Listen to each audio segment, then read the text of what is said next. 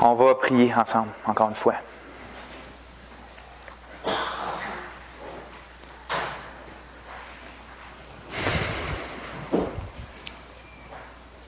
Seigneur, c'est clair dans ta parole que tu dis que tout a été fait par toi, de toi et pour toi. Puis notre vraie joie, puis notre vraie paix se trouve quand on embarque là-dedans, dans ce but-là, de te glorifier, puis de prendre notre joie, de te servir, puis de faire avancer ton royaume, de te connaître. Puis ma prière ce matin, puis notre prière ensemble, c'est que tu te fasses connaître à nous, Seigneur. C'est que tu nous donnes dans notre cœur une plus grande passion pour toi, qui va faire qu'on détourne nos yeux des choses vaines de ce monde-là. Puis qu'on va vouloir te servir. Puis même te servir jusqu'à donner nos vies, Seigneur, s'il faudrait, comme nos frères et nos sœurs le font dans le monde. Viens nous aider à ne pas devenir tiède ou froid, mais garde-nous bouillants, Seigneur. Puis ça, on est conscient qu'on a besoin de toi, parce que toute bonne chose descend d'en haut. Tu donnes le vouloir et le faire, Seigneur. Mais on veut mettre notre salut avec crainte et tremblement en œuvre, comme tu nous le dis. Sois avec nous tous ce matin, Seigneur, pour qu'on entende ta parole, puis que je puisse la communiquer simplement, puis d'une manière à ce que tous comprennent par ta grâce. En Jésus, on en prie. Amen. On est sur le 5e message de la série « Connaître Dieu ». Aujourd'hui, le titre, c'est « Dieu est un », première partie.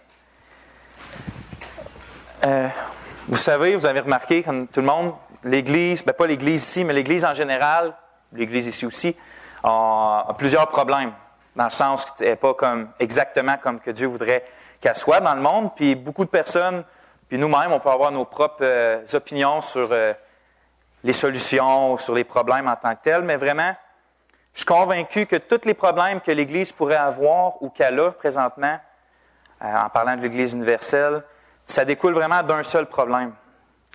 Puis c'est son manque de connaissance de qui est le Seigneur, de qui est Dieu. Un théologien, un pasteur qui s'appelle A.W. Tozer, il pensait la même chose, puis il écrivait un jour que l'Église locale va être faible ou forte selon sa vision de Dieu. C'est-à-dire que si sa vision de Dieu, c'est un petit Dieu qui n'est pas si grand, pas si redoutable, pas si amour, pas si juste, pas si digne, ben, elle va être faible. Mais si au contraire, elle a une bonne vision de qui est Dieu dans la parole, ce grand Dieu-là, redoutable, saint, amour, parfait, infini, ben, elle-même, elle va être portée par cette vision-là qu'elle a de Dieu. C'est sûr que si pour nous, Dieu n'est pas si saint puis qu'il tolère le péché, ben, l'Église ici, elle va être pareille. On va tolérer le péché dans l'Église. Si pour nous, Dieu n'est pas si grand puis redoutable, ben, dans nos moments de prière, tout ça, il va se manifester aucune crainte de Dieu. La même chose que si on pense que Dieu, il prend pas si à cœur la miséricorde puis l'amour entre nous autres, ben on va être pas des gens qui vont se pardonner réciproquement. Ben on va tenir la rancœur, la rancune les uns pour les autres. Si on pense que Dieu, c'est pas la personne la plus importante, la plus digne, ben notre Église, soit dans les réunions de prière ou n'importe quoi, les activités, c'est pas Dieu qui va être au centre. C'est nous, avec nos buts, nos désirs, tout ça. Fait que vous voyez comment l'importance de connaître notre Dieu, puis la vision qu'on a de Dieu, comment ça influence l'Église locale. Je veux, puis je suis sûr que vous voulez aussi, qu'on soit une Église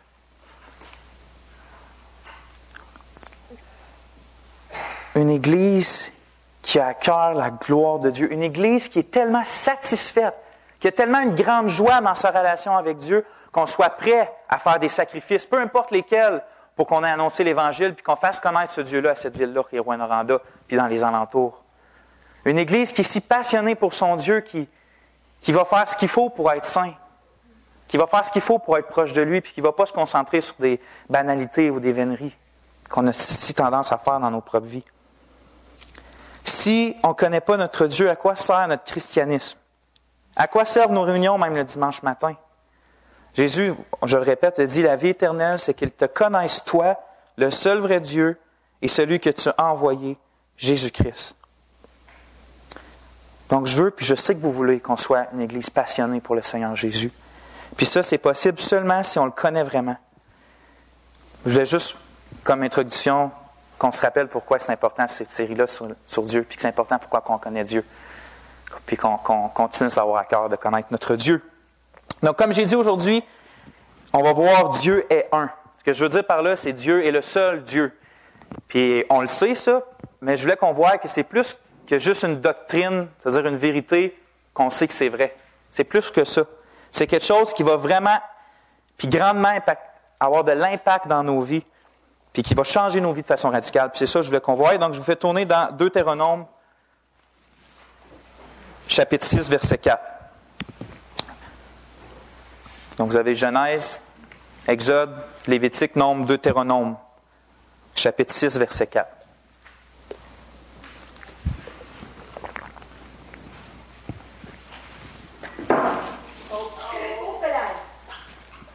Oui, on va être comme un vase vide si on ne fait pas attention et on ne connaît pas notre Seigneur. Fait qu'il faut se laisser tomber sur le côté. Bon. Fait qu'on va lire la Bible ensemble. 6, verset 4. Écoute, Israël, l'Éternel, notre Dieu, est le seul éternel. Si on prend l'histoire de l'humanité comme une histoire, c'est une déclaration assez radicale. Tout au cours de l'histoire, la plupart des peuples ont eu plusieurs dieux, plusieurs sortes de dieux. Exemple, si on pense aux panthéistes grecs, eux autres, ils ont des centaines de dieux différents les uns des autres. Puis si même on va dans l'hindouisme, ils ont des dizaines de milliers, je pense qu'ils ont 30 000 dieux différents dans leur religion. Puis, merci Frank.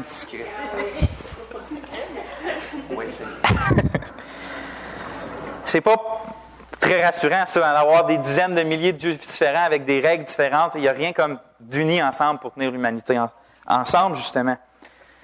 Mais les idoles, comme les hindous ou les grecs, c'est pas seulement des choses qui ont une personnalité ou des choses qui ont un temple. Quelque chose, c'est pas nécessairement une statue qu'on va adorer puis qu'on va se mettre à genoux dedans. Vous savez que les idoles, c'est aussi de l'argent, le plaisir, les voitures, une grande maison, un style de vie, le confort, n'importe quoi qu'on aime plus que Dieu dans notre vie. Puis, on va vivre en accord avec nos idoles. Ce que je veux dire, c'est que si exemple, l'argent, c'est notre Dieu, notre but premier dans la vie, ça va avoir de l'argent. Si le sport, c'est ton Dieu, ben, tu vas agir en conséquence. Si les chars, les voitures, c'est ton Dieu, tu vas être constamment en train de chercher des voitures, de améliorer ta voiture, de laver ta voiture, tu vas avoir des photos de voiture, un gilet de ta voiture. Je veux dire, tu vas avoir les catalogues. C'est pas mal d'avoir des catalogues, mais je veux dire, ça va être ton but premier dans la vie. Ça va être ta passion première. Puis, dans le fond, ce que je voulais qu'on montre, c'est que le Dieu qu'on a va vraiment tout changer dans notre vie. Notre vie va être conforme au Dieu qu'on a. Puis ça va déterminer tout ce qu'on est et tout ce qu'on fait. C'est pour ça que le christianisme a tout le temps été persécuté et est encore persécuté. Imaginez-vous au 1er siècle, après la mort de Jésus et les premiers disciples. Imaginez-vous là, dans ce temps-là. Vous avez les Romains avec toutes sortes de dieux, des dizaines de centaines de dieux. Ils sont là, chacun vit leur vie avec leurs différentes foi. Ils vont à leur temple, ils servent leur Dieu, ils vivent dans la moralité ou dans l'immoralité, peu importe. Tout le monde ont leur propre foi, puis tout le monde est joyeux. Tout le monde fait ce qu'ils veulent. Puis là, tu as les chrétiens, puis les juifs qui arrivent et qui font « Vos dieux, c'est pas des vrais dieux. C'est fabriqué par les humains, ça. Il y a un seul Dieu, l'Éternel, puis il y a juste sa loi qu'on doit obéir. » Tout le monde vient vraiment fâché, n'est-ce pas? Pourquoi? Parce que les chrétiens arrivent et ils cassent le party. Puis, ça n'a pas vraiment changé. Hein? Aujourd'hui, si on parle de Dieu en termes généraux, exemple, Dieu est là, Dieu aime tout le monde, puis Dieu est là pour tout le monde. Il n'y a personne qui va te fâcher après nous autres, tout le monde va dire « OK, c'est correct ». Mais si on commence à parler de Dieu de façon spécifique, comme Dieu est saint, puis il ne tolère pas le péché, puis il nous demande d'obéir à sa loi, là, tout le monde vient fâcher. Pourquoi? Parce qu'on casse ce party. Puis ça a influencé, c'est pas juste resté comme dans le monde, ça a influencé aussi nos églises. Parce que les gens ne lisent pas la Bible, ils forment un Dieu à leur propre image, selon leur bon plaisir, puis ils vivent d'une manière différente de ce que la Bible dit. Fait que là, il y a un prédicateur qui arrive à m'emmener puis qui parle de Dieu de façon générale. Dieu vous aime tous. Dieu est là. Dieu est pour vous. That's it. Fait que tout le monde sont comme cool, c'est parfait, ça fit avec mon Dieu. Mais quand il y a un prédicateur qui a à cœur de vraiment parler de Dieu de façon spécifique selon la parole, Dieu étant une personne, ayant une loi spécifique, là, les personnes n'aiment pas ce prédicateur-là. Pourquoi? Ça casse le party, encore une fois. Ça casse notre party. Mais quand on étudie la Bible, il y a plein de choses qui deviennent définies, je veux dire spécifiques et directes. Parce que Dieu dans la Bible n'est pas un Dieu vague. Le seul Dieu, il n'est pas un Dieu vague avec une volonté vague puis abstraite. Il y a une volonté spécifique, puis c'est un Dieu spécifique. Fait qu'il faut faire un choix. Comment qu'on veut vivre? On veut-tu vivre d'une manière en parlant comme si Dieu serait général, vague et abstrait, ou si on va vivre d'une façon, puis on va parler d'une façon que Dieu il est spécifique, personnel, avec une volonté spécifique puis directe, selon les Écritures. C'est un choix qu'on doit faire dans notre vie. Puis là, vous savez, vous avez déjà entendu qu'il y a des gens qui viennent puis qui disent, il y a plusieurs foi, plusieurs sortes de religions, sauf que dans le fond, c'est tout le même Dieu. Ils parlent tous du même Dieu, mais un peu de façon différente. Puis tout ça, puis c'est vraiment absurde comme pensée, puis je voulais juste le spécifier. Puis regardez, je vais vous donner un exemple. On va prendre le Dieu du christianisme, le Dieu qu'on croit ici. La Bible le présente comme un Dieu infini, le seul créateur qui a tout créé, qui est au-dessus de toute chose, qui est saint, ça veut dire qu'il est à part puis qui ne tolère pas le mal, qui est juste, qui est omniscient, ça veut dire qu'il connaît toutes choses, il est partout à la fois, il est éternel, personne ne l'a créé, lui. Ça, c'est le Dieu de la Bible. Vous avez les hindous qui, pour eux, peuvent prendre une grenouille et dire ça, c'est Dieu. Vous voyez, c'est pas tout le même Dieu avec des foi différentes. Là. C'est complètement à l'opposé, ces deux choses-là. Fait qu'il ne faut pas parler de Dieu de façon générale, comme si tout le monde croirait le même Dieu. Fait qu'on va revenir à notre texte. Deutéronome 6,4. Écoute, Israël, l'Éternel, notre Dieu, est le seul Éternel. Dans la version Colombe, c'est écrit « Écoute, Israël, l'Éternel, notre Dieu, l'Éternel est un. » C'est pour ça que j'ai appelé la prêche d'aujourd'hui « L'Éternel est un ». Les versets 4 à 6 de ce chapitre-là, c'est ce que les Juifs appellent le Shema, ou le Shema. En tout cas, je ne suis pas hébreu, mais le Shema. Puis ça vient justement du premier mot qui est « écoute ». En hébreu, c'est Shema. Puis pour eux, les versets 4 à 6, c'est leur confession de foi. C'est la fondation de toute leur foi. Ils le récitent souvent pour les Juifs pieux, une fois le matin, puis une fois le soir. Puis même selon certaines traditions, ils essayent le plus possible de le dire juste avant de mourir. Parce que toute leur croyance est basée sur ça, le fait qu'il y a un seul vrai Dieu. Cette croyance-là s'appelle le monothéisme. De mono, un, puis théisme de théo, qui veut dire Dieu. Donc, un seul Dieu. C'est la croyance du monothéisme. Puis c'est la fondation de la foi du christianisme aussi.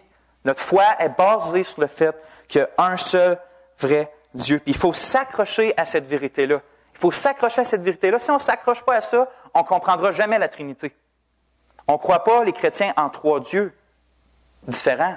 On croit en un seul vrai Dieu qui nous a tous créés. Donc on continue. Quand ça dit « l'Éternel est un », le mot « un », bon, je le prononce sûrement pas bien, mais ça veut dire, c'est le mot « Echad ».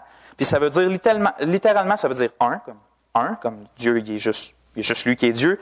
Mais aussi, ce que je voulais qu'on voie, c'est que ça inclut l'idée d'unité. Ce mot-là parle comme de plusieurs, puis un à la fois. Puis pour vous aider à voir, le même mot, il est utilisé dans Genèse 2, 24, quand c'est dit « C'est pourquoi l'homme quittera son père et sa mère, et s'attachera à sa femme, et ils deviendront une seule, et Tchad, chair. » Deux personnes, mais une seule chair. Ça parle de plusieurs et d'unité en même temps. Puis une autre place où le mot est utilisé, c'est dans Néhémie 8, 1, quand il est écrit « Tout le peuple s'assembla comme un seul, et Tchad, comme un seul homme. » Tout le peuple s'assembla comme un seul homme. Encore une fois, ça parle de plusieurs et d'unité, le même mot. Mais ce n'est pas une bonne image, pas en tout, de la Trinité. Il ne faut pas prendre ces deux choses-là comme pensant que ça représente la Trinité, pas du tout. Même c'est pas un parallèle, mais pas du tout. La Trinité est beaucoup plus complexe que ça. Mais quand le mot est utilisé, je voulais qu'on voie que justement ça parle d'unité. Puis la Bible dit que l'Éternel est un. Puis le mot comporte l'idée d'unité. On n'en parle pas souvent aujourd'hui, puis moi, j'avais jamais vu ça avant que j'étudie, mais Avant, beaucoup de chrétiens parlaient de l'unité de Dieu comme un attribut de Dieu. Dieu est un dans le sens que Dieu est uni. Ça veut dire plusieurs choses, mais une de ces choses-là que je voulais qu'on montre aujourd'hui, que je voulais vous montrer aujourd'hui, parce que je trouve ça vraiment intéressant, c'est que souvent on présente Dieu comme, exemple, si on pourrait le mettre dans un cercle, on présente Dieu comme un cercle, puis comme si tous ses attributs ou ses caractéristiques seraient des petits cercles dans ce cercle-là, des petits cercles séparés. Mais ce n'est pas une bonne façon de représenter Dieu dans la Bible, parce que Dieu parle que Dieu il est uni. Ce qui veut dire par là, c'est que Dieu n'a pas de partie. Il n'est pas divisible non plus. Nous, au contraire, on est fait de parties. On est fait de sang, on est fait avec un cerveau, on est fait avec des poumons, on est fait avec un corps, un âme, une conscience. On est fait de parties. On est complexe dans ce sens-là. Puis qu'est-ce que ça fait des fois, c'est qu'il y a plusieurs de nos parties qui ne sont pas d'accord les unes avec les autres. Exemple, je peux vouloir dans mon cœur faire quelque chose, mais ma raison est contre ça. Vous savez, ça fait que souvent, on peut être des gens hypocrites parce qu'on peut dire quelque chose puis pas le penser. Parce qu'on a des parties différentes. Notre esprit, puis notre âme, puis tout ça, puis notre cœur. Mais Dieu n'est pas fait de parties. Dieu est uni. Dieu est Dieu. Puis qu'est-ce que ça veut dire, ça? Par exemple, qu'est-ce que ça change? Par rapport aux attributs de Dieu. Si quelqu'un n'est pas en Christ, c'est-à-dire que si quelqu'un n'a pas eu le pardon de ses péchés à cause qu'il a cru dans le Seigneur Jésus, tout ce que Dieu est, en tant que Dieu, est contre cette personne-là, puis le condamne. Il n'y a pas comme sa grâce en arrière, à quelque part, qui dit « Aie pitié de lui, mais sa justice est comme « Non, je veux le condamner, cette personne-là. » Puis il y a comme une séparation dans Dieu, il y a comme deux choses qu'il veut faire en même temps. Dieu n'est pas comme ça. Dieu est un, puis si il est contre quelqu'un, il est entièrement contre quelqu'un. Mais de l'autre bord aussi, pour ceux qui sont en Christ, pour nous qui croient dans le Seigneur Jésus pour le salut, puis qui s'appuient entièrement sur juste le Seigneur Jésus, Dieu n'est pas là il n'y a pas la justice de Dieu ou la colère de Dieu à quelque part en arrière de lui qui cherche encore à nous détruire, mais sa grâce réfreint ce désir-là ou réfreint cette colère-là qui entre dans lui. C'est pas comme ça, non? Dieu est un, puis il n'y a pas des attributs séparés, c'est un tout. Puis quand Dieu est pour quelqu'un, il est entièrement pour quelqu'un, puis quand Dieu est contre quelqu'un, il est entièrement contre quelqu'un. Quelle espérance que pour ceux qui sont rachetés de Dieu, que Dieu est entièrement pour eux autres.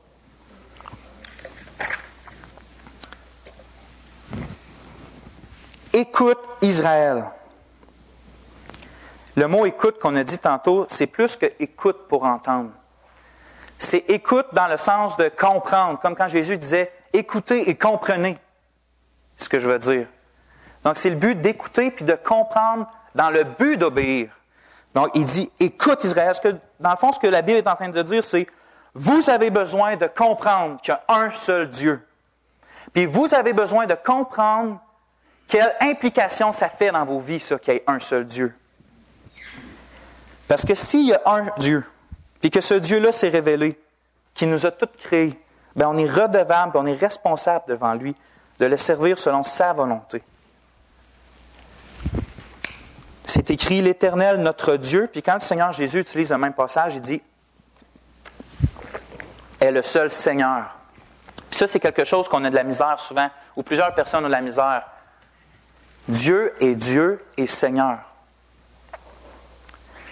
Tu ne peux pas dire que Dieu est ton Dieu, mais pas ton Seigneur. Comme si moi je crois en Dieu, mais ce n'est pas mon Seigneur dans le sens où que j'oublie pas à sa loi, mais il est quand même mon Dieu. Ça marche ça, parce que la Bible présente Dieu comme le seul Dieu et le seul Seigneur en même temps. Donc si le Dieu dans lequel tu crois n'est pas ton Seigneur, ce n'est pas ton Dieu non plus. Parce que le Dieu de la Bible est Dieu et Seigneur. Puis on est responsable devant lui. Il faut comprendre ça, c'est qu'un jour, on va se tenir devant Dieu au jour du jugement. Tout le monde, sans exception. Puis, vous n'allez pas être devant Tony, vous n'allez pas être devant moi, vous n'allez même pas être devant le pape. Ce jour-là, on va être devant ce seul Dieu-là, l'Éternel, devant lui seul. Vous pouvez savoir ce que je veux, vous pouvez savoir ce que Tony veut, vous pouvez savoir ce que tout le monde veut, mais ça ne va rien changer ce jour-là. Il y a juste une chose qui va changer, c'est qu'est-ce que lui a voulu. Puis si on a arrangé nos vies par rapport à ce que lui a voulu. Dans nos églises, en Amérique surtout, on court après l'argent. Même dans nos églises, on court après l'argent, le confort, le plaisir, le succès, la reconnaissance. le bien-être, n'importe quoi qui n'est pas tout mal en soi. Mais on a besoin d'entendre ce que Dieu est en train de dire à Israël. Puis de le dire comme ça. Église, écoutez ceci, votre Dieu l'Éternel est un. Pas toutes ces autres choses-là que vous cherchez. Il y a juste l'Éternel qui est Dieu. Puis on lui doit allégeance, ça veut dire qu'on lui doit fidélité, on lui doit obéissance. Je vous invite à tourner dans un autre passage qui est Deutéronome 4, 39, qui est juste, pour moi, une page avant.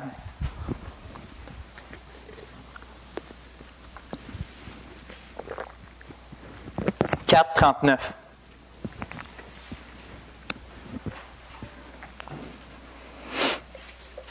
Deutéronome 4, 39. On lit ensemble. C'est encore Dieu qui parle à Israël. « Sache donc en ce jour et retiens dans ton cœur que l'Éternel est Dieu, en haut dans le ciel et en bas sur la terre, et qu'il n'y en a point d'autre. » Ce que j'ai remarqué en lisant des livres de certains athées qui croient en l'évolution, puis qui prônent ça, puis en les écoutant sur Internet, c'est qu'il y en a beaucoup d'entre eux qui pensent que le problème de l'humanité, puis pourquoi il y a des tribus qui s'entretuent, puis pourquoi il y a des gens qui se font sauter ou des affaires comme ça pour tuer les autres, puis pourquoi il y a de la méchanceté, pour eux, le gros problème, c'est le manque de connaissances, puis le manque d'enseignement. Pour beaucoup d'entre eux, la façon de régler ça, ça serait de les prendre puis de mieux les enseigner de comment se comporter en société, par exemple. Quelle foutaise de penser que juste la connaissance pourrait régler le problème du cœur de l'homme. Mais bon, pourquoi je parle de ça, c'est qu'il y a encore une forme de cette idée-là qui s'est infiltrée dans notre façon de penser dans l'Église. Puis je m'inclus fortement là-dedans. Il faut que je fasse attention pour ne pas être comme ça. C'est qu'on parle souvent d'apprendre plus, de connaître plus de choses. On se dit en soi-même, si j'en saurais plus sur le mariage, mon mariage irait mieux. Si j'en saurais plus sur le célibat, je serais capable de mieux vivre mon célibat. Si j'en saurais plus sur l'évangélisation, sur des trucs d'évangélisation, je serais meilleur pour partager ma foi. Savoir. Si j'en saurais plus, on pense que si on en saurait plus, tout irait mieux dans nos vies. Dans un sens, c'est vraiment vrai ça. Parce que Dieu lui-même dit, « Mon peuple est détruit parce qu'il lui manque la connaissance. » Dans un sens, c'est vrai que le manque de connaissance est fatal. Mais où je veux en venir avec ça, c'est que Dieu il dit, « Sache donc en ce jour et retiens dans ton cœur. » Et retiens dans ton cœur. Si seulement on retiendrait vraiment dans nos cœurs ce qu'on sait déjà, qu'on les retiendrait dans nos cœurs, tout ce qu'on sait déjà, il y a pas mal de choses qui changeraient dans nos vies. Je le répète, si on retient dans nos cœurs qu'il y a un seul Dieu, un seul Seigneur, un seul Créateur, ça veut dire une seule volonté divine, ça changerait radicalement nos vies entières. Exemple, eh bien, comment tu vas vivre ou comment ça tu existes? Ben parce que Dieu me crée. Comment tu vas vivre? Ben il y a un seul Seigneur, je vais vivre comment lui me dit. Comment tu vas savoir comment lui le dit? Par sa parole. Vous voyez, si on prend à cœur vraiment qu'il y a un seul Dieu, il y a bien des choses qui vont changer dans notre vie. Il y a quelqu'un, à un moment donné, que j'entendais, puis il disait que sa prière, des fois, c'était comme « Seigneur, arrête de m'en montrer, arrête de m'en faire connaître plus. J'ai déjà assez de misère avec ce que je sais déjà. J'en ai déjà assez avec ça. » Puis je pense qu'on fait tout un peu de la même façon, des fois, comme on en sait assez pour savoir qu'on le fait pas correctement, en tout cas. Puis c'était juste, on en a assez avec juste essayer de faire ce qu'on sait déjà. Puis il y a quelqu'un qui s'appelle, que je cite souvent, qui s'appelle Paul Washer, un missionnaire, il dit ça sur ce sujet-là. Il dit, souvent le problème n'est pas ce que nous ne savons pas, mais ce que nous savons et que nous ne prenons pas sérieusement et que nous n'obéissons pas. Si on prendrait au sérieux dans le but d'obéir la simple vérité que l'Éternel est le seul Dieu et le seul Seigneur, je vais vous montrer un exemple de comment ça changerait concrètement nos vies. On aime la démocratie, on vit dans un pays avec la démocratie, puis j'aime vivre dans un pays comme ça. La démocratie, simplement dit, c'est un régime politique dans lequel le peuple est souverain, c'est-à-dire que c'est le peuple qui décide. Le pouvoir est au peuple. Puis Abraham Lincoln, il disait que la démocratie, c'est le gouvernement du peuple, par le peuple et pour le peuple. Fait que, dans le fond, quel genre de gouvernement on va avoir? Qu'est-ce que le peuple veut? Quel genre de premier ministre on va avoir? Qui que le peuple veut? Comment qu'on va dépenser l'argent du pays? Qu'est-ce que le peuple veut? C'est ça une démocratie. Qu'est-ce que le peuple veut? C'est quoi le problème avec ça? Il n'y en a pas vraiment. Le seul problème, c'est que cette idée-là a encore entré dans l'Église. Voyez-vous? Quel genre d'Église on va avoir? Qu'est-ce que les gens veulent? Comment qu'on va faire la louange en avant? Qu'est-ce que les gens veulent? Quel genre de prédicateur on va avoir? Qu'est-ce que les gens veulent? Quel genre de prêche on va avoir? Qu'est-ce que les gens veulent entendre? De quelle activité qu'on va faire? Qu'est-ce que les gens veulent? Qu'est-ce que l'Église veut?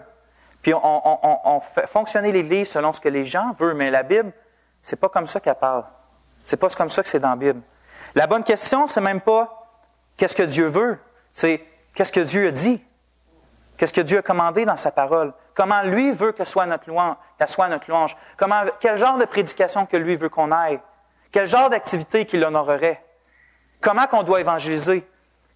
Qu'est-ce que je dois faire avant le mariage pour l'honorer dans ma pré-relation? S'il doit avoir une relation, en tout cas.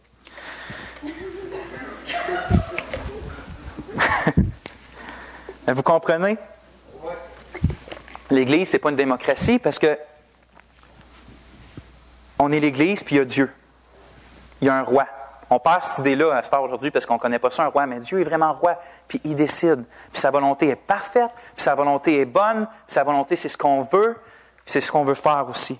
Fait que laissons-nous pas influencer par les choses de ce monde. Même, je veux dire, même, moi, des fois, il faut juste que je me pogne, puis que je me shake, puis je me donne des claques d'en face en voulant dire « Réveille! » C'est quoi les pensées que tu as là? T'es-tu Dieu? T'es-tu rendu le Seigneur? D'où que tu es venu avec ces idées-là? Réveille! Il y a juste un Dieu. Il y a juste un Seigneur. Écoute-le lui. Des fois, il faut juste se pogner puis se fouetter comme ça parce qu'on fait n'importe quoi dans nos vies selon ce qu'on pense être bon. Regardez un peu plus loin dans le verset, c'est écrit que l'Éternel est Dieu, en haut dans le ciel et en bas sur la terre. Vous savez que la plupart des dieux dans la plupart des religions sont limités géographiquement. Ça veut dire que même des fois dans la Bible, on voit que les ennemis d'Israël pensaient que Dieu c'était le Dieu des montagnes. Fait qu'ils disent on va aller le battre dans la plaine. Ils ont perdu. C'est le Dieu de la plaine. Fait qu'ils sont allés des montagnes et ils ont perdu pareil. Vous voyez, Dieu dans la Bible n'est pas un Dieu limité de quelconque façon. Dieu dans la Bible est partout à la fois. Puis il n'y a pas une place dans tout l'univers qui est créé qui est limité en quoi que ce soit en connaissance, en pouvoir. Il n'est pas limité, notre Dieu. Ce qui veut dire qu'on ne peut pas se cacher de lui. Puis ça veut dire que quand il n'y a personne qui peut te voir, le seul vrai Dieu, lui, il voit que tes yeux sont en train de regarder de la pornographie sur Internet. Ou il voit ce que tes yeux font, puis il voit ce que ton cœur pense. On ne peut pas se cacher de ce Dieu-là. Il y a quelqu'un que j'entendais, je vais reprendre son histoire parce que je la trouvais bonne, il disait que il y a un jeune homme à un moment donné qui essayait d'attirer une fille de l'église, puis il essayait, puis elle refusait tout le temps. Ben, à un moment donné, elle était tannée, fait qu'elle dit « OK, je vais venir avec toi, mais à une condition, que tu m'emmènes où personne ne peut me voir. » Fait qu'il dit « OK. » Fait qu'après, elle l'amène dans son auto, puis il s'en va se cacher quelque part dans la ville. Elle dit « Non, ici, quelqu'un peut me voir. » OK, il s'en va. Elle fait ça. « Non, ici, il y a encore quelqu'un qui peut me voir. Il y a encore quelqu'un qui peut me voir. » Puis il a fait tout le tour de la ville, puis rendu à la fin de la soirée, il était exaspéré, puis il a dit « Il y a vraiment personne qui peut nous voir ici. » Elle dit « Non, mon Dieu, lui, peut nous voir. » N'importe où que je suis. Bon, elle n'aurait jamais dû faire ça. Pareil, comme que le gars qui a raconté l'histoire, il a dit elle aurait dû aller voir son père, puis son père est venu, puis non, en tout cas. Encore, mais juste pour dire que vous voyez, notre Dieu n'est pas limité en quoi que ce soit, puis il voit partout où qu'on est, donc on doit lui obéir en toute occasion, puis partout où qu'on est. Une simple vérité sur Dieu, un minimum de connaissances sur lui, puis ça change absolument tout. On voudrait apprendre plein de choses, mais si on apprend seulement cette seule vérité-là, puis qu'on la retient dans nos cœurs, qu'il y a un seul Dieu, puis un seul Seigneur, that's it. Il y a beaucoup de choses qui changeraient. Même la parole de Dieu devient pas mal plus importante, hein? Parce que sa volonté est révélée. Un autre passage. Je vous fais tourner dans Ésaïe 43.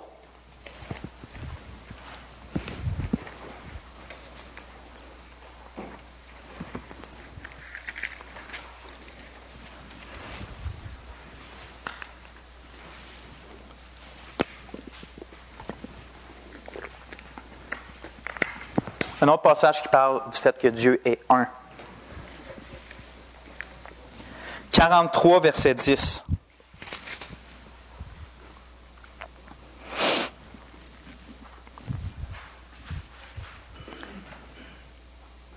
On lit. « Vous êtes mes témoins, dit l'Éternel, vous et mon serviteur que j'ai choisi, afin que vous le sachiez, que vous me croyiez et compreniez que c'est moi. Avant moi, il n'y a point été formé de Dieu, et après moi, il n'en aura point. » Le mot « formé » est important parce que, dans le fond, tous les autres faux dieux, c'est ça qu'ils sont. Ils sont formés, soit dans nos cœurs ou soit avec du papier, puis de la roche, puis tout ça. Mais il y a vraiment juste un Dieu, que lui n'a pas été formé, mais que tout le monde a été formé par lui. Mais où je veux en venir avec ce passage-là, c'est savoir, croire et comprendre. Dieu dit afin que vous sachiez, que vous me croyiez et compreniez que c'est moi. Vous pouvez savoir qu'il y a un seul Dieu. Peut-être même que vous comprenez les changements, comme on vient de dire, les changements radicaux que ça implique dans une vie. Mais est-ce que vous le croyez? Est-ce que vous croyez qu'il y a un seul Dieu? Dieu ne veut pas que vous sachiez seulement. Dieu ne veut pas que vous compreniez seulement. Il désire que vous le croyiez aussi. Puis c'est ça qui va être la différence entre quelqu'un que pour lui, cette doctrine-là, que l'Éternel est le seul éternel, ça va être la différence entre le fait que lui, ça va rester une doctrine intellectuelle qu'il va savoir dans sa tête, puis l'autre personne que lui va obéir à Dieu de tout son cœur, de toute son âme, de toute sa force, puis de toute sa pensée, parce qu'il croit que l'Éternel est le seul vrai Dieu, puis il veut le servir. La différence entre les deux, c'est qu'il y en a un qui va le croire, puis l'autre ne va pas le croire. Donc, pas juste savoir, pas juste comprendre, mais croire. Puis on a déjà vu dans les premiers messages de cette série-là que croire, la foi vient du fait de connaître Dieu. Puis connaître Dieu, ça vient au travers des Écritures. Donc, encore une fois, il faut se plonger dans la Bible pour connaître notre Dieu, pour faire naître de la foi en nous, pour le croire. Si tu ne crois pas que l'Éternel est un, tu ne pourras jamais être sauvé de l'enfer et avoir le pardon de tes péchés. Jamais. S'il te plaît, si c'est ton cas ce matin, écoute ce que je vais lire dans les prochains versets, puis écoute ce que je vais dire aussi, parce que ton bonheur éternel dans une joie inexprimable, dans le bonheur de Dieu dans le paradis, ou ta condamnation sans limite sous la colère de Dieu dans l'enfer en dépend de comment tu vas répondre à ce que la Bible va dire. Au verset 11, regardez, ça dit « C'est moi qui suis l'Éternel, et à part moi, il n'y a point de sauveur. » Il y a un seul Dieu, ça veut dire qu'il y a une seule loi, puis la sienne. Comme j'ai dit tantôt, ça veut dire qu'un jour, on va être devant le seul juge, lui, l'Éternel, personne d'autre.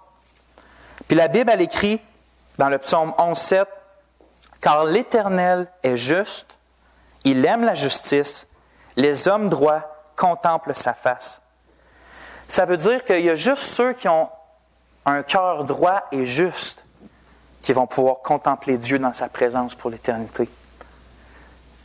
Mais la Bible dit ça aussi. Il n'y a point de juste, pas même un seul. Nul n'est intelligent, nul ne cherche Dieu, tous sont égarés, tous sont pervertis, il n'en est aucun qui fasse le bien, pas même un seul. Puis elle rajoute un peu plus loin, car tous ont péché et sont privés de la gloire de Dieu. Sentez-vous le problème? Nous, tout le monde, on a péché contre le seul vrai Dieu, puis maintenant on est sous sa condamnation, sous sa colère à cause de ça. Puis on ne va pas changer, on ne veut pas changer, puis on ne peut pas changer. On est des pécheurs, puis on aime le plaisir plus que Dieu, puis bien trop souvent, on est notre propre Dieu. Donc on ne veut pas d'un Dieu qui nous donne des lois qu'on ne veut pas, on veut s'auto-servir.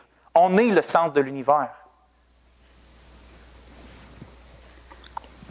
C'est moi qui suis l'Éternel, et à part moi, il n'y a point de sauveur.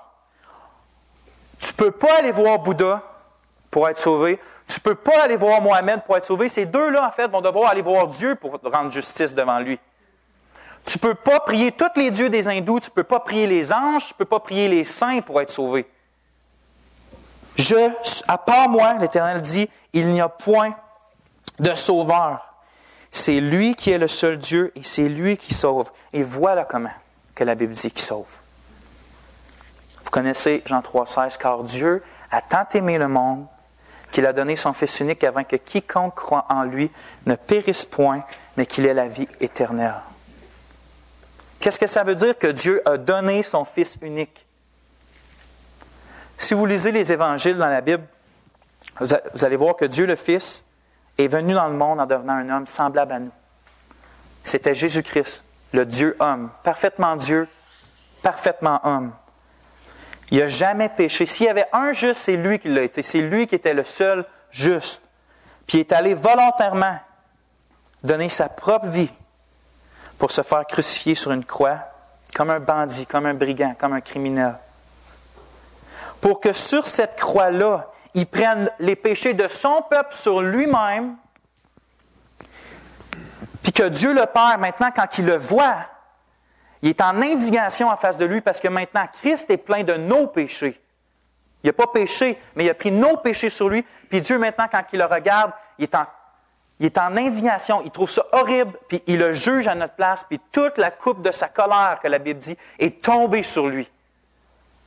Puis il est mort à notre place avec nos péchés sur lui.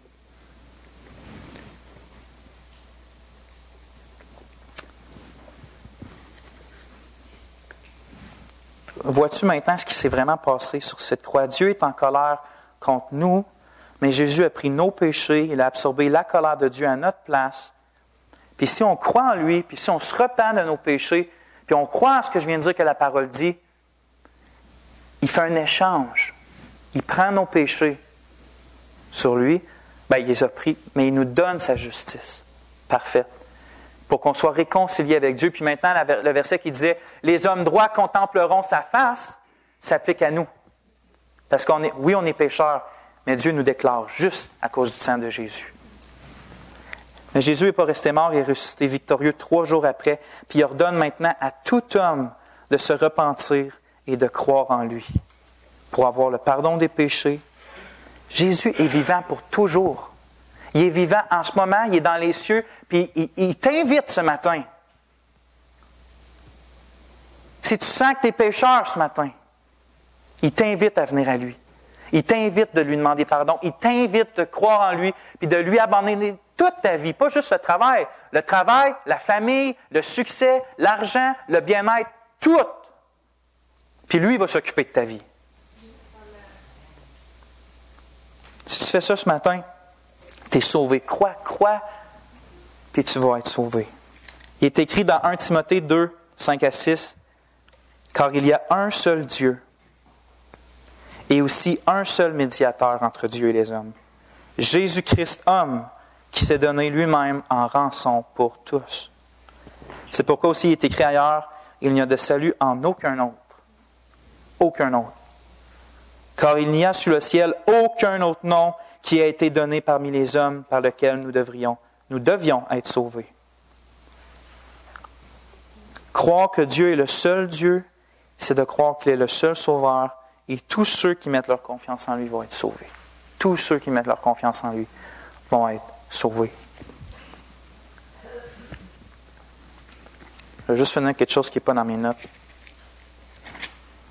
Tournez au chapitre 45 d'Ésaïe, verset 18.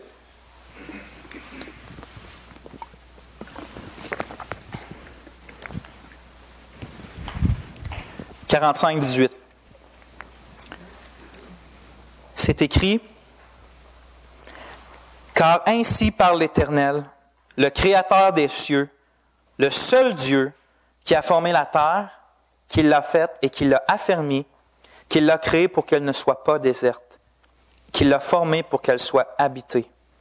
Je suis l'Éternel et il n'y en a point d'autre. » Je veux dire que ce que je vois là-dedans, c'est que Dieu agit avec des buts. Puis il a créé la terre pour un but. Puis il a voulu qu'elle soit habitée pour un but. Puis où je veux venir avec ça, c'est que Dieu a un but pour chacune de nos vies. Mais il peut y avoir plein de personnes qui ont des buts pour nos vies. Du monde peut nous donner des conseils, comment on devrait vivre, tout ça, mais il y a deux choses que ces personnes-là devraient avoir. La première, c'est, est-ce que cette personne-là recherche vraiment mon bien? Puis la deuxième, c'est, est-ce que la personne est sage? Parce qu'elle peut vouloir mon bien, puis qu'elle soit pas sage, puis dans le fond, ce qu'elle me dit, c'est pas vraiment bon. Ou d'un autre bord, elle peut être sage, mais si elle veut pas mon bien, je peux-tu vraiment me fier à ce qu'elle dit?